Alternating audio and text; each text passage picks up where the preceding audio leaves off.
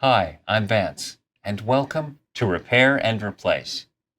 If your oven light isn't working, then the light bulb is most likely burnt out.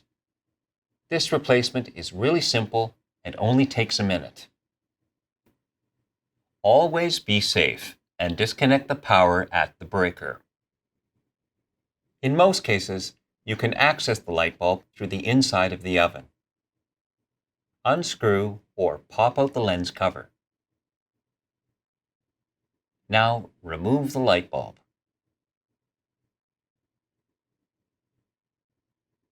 Replace the bulb if it looks black on the inside or if the filament seems loose or broken.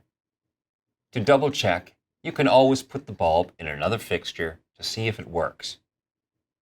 Most ovens use a 40-watt A15 incandescent bulb specifically designed for use in appliances. Do not use an LED as they fail at high temperatures. Next, replace the lens cover. Now turn on the power and test the light.